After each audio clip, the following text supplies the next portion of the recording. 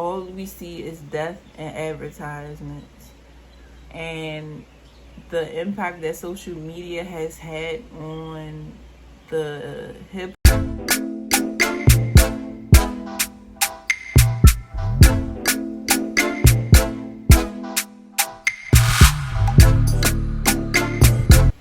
Hello everyone, welcome back to my channel for anyone who is returning, and welcome for anyone who is new.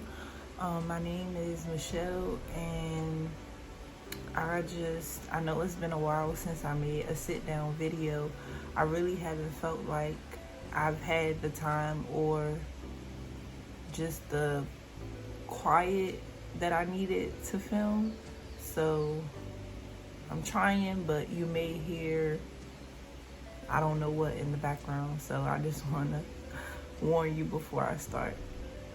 So I'm doing this video about how social media has become overwhelming, and I know I'm not the only person who may feel like this, but it's just become, I don't know, a little bit ridiculous. I feel like every time we open up our phones, we're going to see something violent or something sexual, and there's nothing wrong with, people liking horror films or, I don't know, action, whatever, anything there's blood, gore, whatever. Or people who love sex and porn. I just feel like all of these things that we are introduced to over and over again online, it kind of makes people more sad or more overwhelmed with life, because again, I'm not saying that it's less stressful when you see things on the news, but think about spending your whole day working and spending time with your family and doing all of these different things, right? And then you finally sit down at the end of the day and you watch the news and you see, wow, this happened, and you remember, like, there's always bad things happening and there are always good things happening. Now, right now, there is a ton of bad things, or like crazy things, inhumane things happening in the world and with this country, and I feel like everyone is trying to find a way to normalize the violence that is happening, and there's no way to normalize it. But you also should not re-traumatize yourself or re-trigger yourself by watching these things over and over again on a loop, and then just spiraling into an investigation about what's going on. Sometimes you really have to remember that with social media, everything is not real, and more than ever, we are being deceived in so many ways. You have to think about when you get on TikTok, there are people that are hired, they're hired actors, and then they tell a story when they get on TikTok. You know what I'm saying? And that generates, I guess, revenue or whatever. I don't know. But there are people that do it. I'm sure you can even look it up on TikTok and see. I think there's even like AI TikTokers and YouTubers, and I feel like people don't have the trust in the government and everything right now. I feel like people feel like they can automatically trust each other and trust what's put on social media. We have to remember that a lot of the times when we get online and post pictures of ourselves, it's when we have on makeup, it's when we are feeling our best, or we look our quote-unquote best. But one thing I'm trying to embrace is that I am at my best even if I don't have on makeup. And for me, it's something that I struggle with personally, because I have PCOS, and I feel like I don't want people to ask me questions about why I have scars here or why my mustache grew in a day. But at the same time, it's me, it's what I look like underneath whatever, and there may be a day where people are used to seeing me online, but maybe they'll see me like this, and that's okay. People are so obsessed with looking like the filters and looking flawless, but we're not flawless. No one is flawless. Even if you think someone looks beautiful as far as their appearance, they could be the nastiest human being alive. Like, you know what I'm saying? They could be a real asshole, but you wouldn't know because you think that because they get online posting in a cute dress that they're a good person. And these things don't equate. We've just grown into this society of where people do have these paid off relationships in a way. Like when you watch YouTubers and you invest in them by, watching the full video, liking the video, commenting on the video, sharing the video, just getting their engagement up. And then if they refer something, then you go buy it. You know what I'm saying?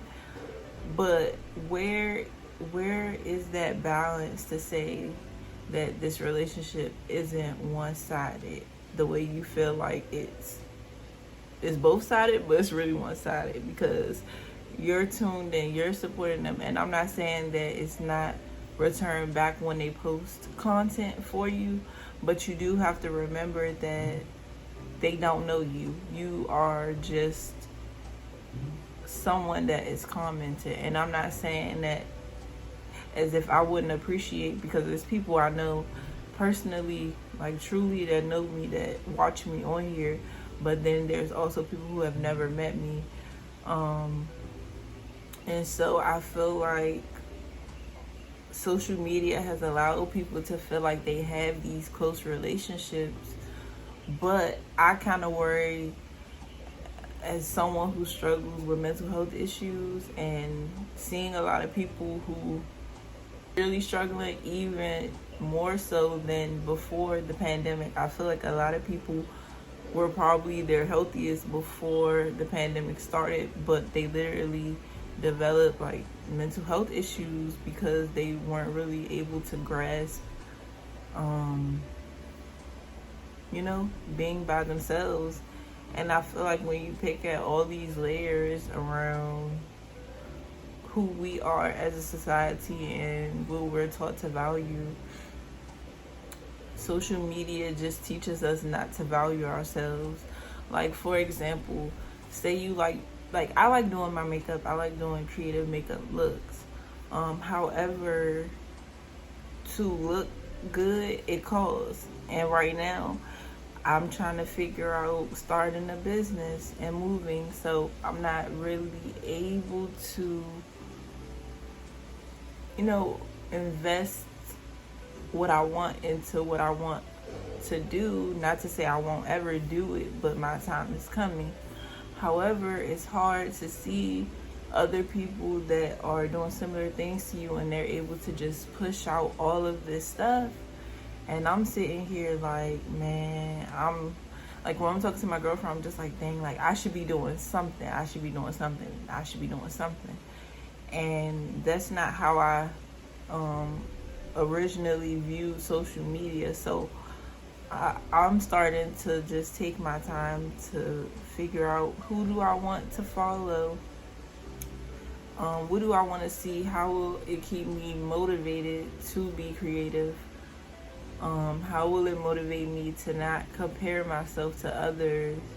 And also, as much as I love being creative and I know I could do a look every day, it's not fair to me and everything that I have going on and, my health, everything, to just say, okay, I'll just keep going. Because like anyone who works in a nonprofit industry knows that like it's never ending work sometimes. It just feels like there's always something new to be done and like you're never truly done. And so just having to deal with that makes it really hard to push myself to want to create as much, because I don't want to be taking hours before work starts and I have to prepare for work, or I have to be preparing to emails and then I'm not able to fully just sit down and create something that I'm proud of. So if I don't like what my makeup looks like, I'm not going to take photos and post it. I don't care. And I find that often enough I ruin my makeup so much trying to rush to get online for work, because they, you know what I'm saying, I'm getting emails, I'm getting texts, I'm getting phone calls. But it's unfair to me, because when do I find the time to do anything for myself? I think that it's very annoying to never feel like you have a break or like balance. So I'm really working on not doing anything work related until I'm on the clock, because it just, I don't know, it just keeps me from obsessing over time. And one thing I'm learning is, like, with social media, it just, I don't know, it kind of pushes you to think about time.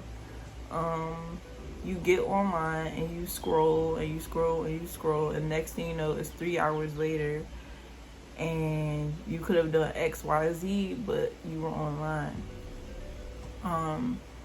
I feel like for me, because I get so anxious around work, I will get online early and just look at stuff and try to just calm myself down, right? But I only get more anxious because, okay, I'm already at a job where I'm anxious, right? So I have that general anxiety around just starting my work day.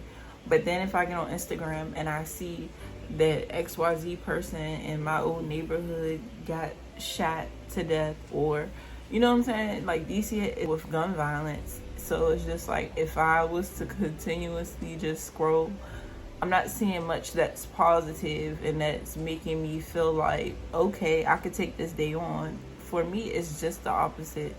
I'll get online early. I'll see another black person has been killed.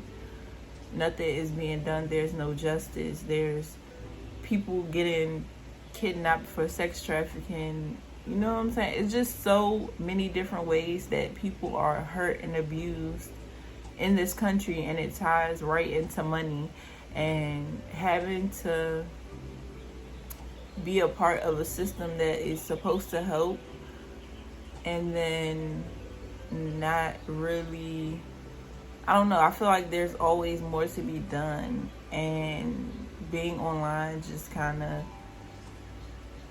it puts you in a negative state of mind, or for some, a violent state of mind. I feel like all we see is death and advertisements. And the impact that social media has had on the hip-hop and just entertainment industry, even with TV, is just very, I love watching YouTube videos. I hate having to wait and skip through ads, because for some reason ads are the only way that people get paid. And I wish that someone could explain to me about ads. Why do people get paid for that? Because it's like something that we just can't shake no matter what we do. When you scroll Instagram, it's an ad. When you get on TikTok, it's an ad. And I think that it's funny that we can't really trust social media anymore. And I say that because, again, people tell so many fake narratives. Even when you see celebrities posting about cooking with their oven or using whatever hairspray, whatever, and they make it seem like it's just a regular old post and go like the rest of us. It's always money.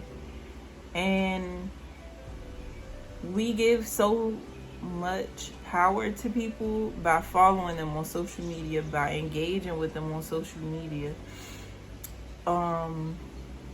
For example, there's like a TikToker who got called out, and they're just gonna continue to blow up because instead of people icing them out and taking away the platform that they had, people love to empower certain types of people. And I feel like with social media, it's not only overwhelming, but it's low-key dangerous too, because it ties back into the existing power issues that already exist, as far as like misogyny and systematic racism and everything else. It's just now those things are being shown through the lens of social media. Like when you think about how only a certain shade of black people are gonna blow up, or if you are a black creator, you have to post 50 million posts a day just to stay relevant and not get kicked off of people's feeds. But eventually they're still going to get upset with you for being on the feed so much, unless, I don't want to say it, I don't want to say what I want to say, but I'm going to just say it's like certain types of people definitely can stay relevant if they continue to push those stereotypes that amuse another group of people. Me personally, I'ma just post what I want and go, because it's not really gonna make a difference. And I don't want to get to this point of like feeling like I need to be over obsessed. No, I'm not saying that I can't be better when I post. I can. I for sure can. But I think that as someone who has always had an Instagram dedicated towards just my personal expression and how I see things and how I feel like art ties into my life, I don't get a lot of support. People watch my stories every day, but they'll skip over my actual post if I put it on my story. Unless I was putting something negative and people want to comment to be performative, to say, oh, I'm here for you, blah, blah, blah, blah, blah. Besides that, it's a lot to try to have a platform and actually reach people, because people purposely don't support you. And I feel like the more you get online and you want to build a business online, or whatever you want to do online, even if it's not business, even if it is just your nonprofit, with social media, I've learned that you really have to look for people who don't know you.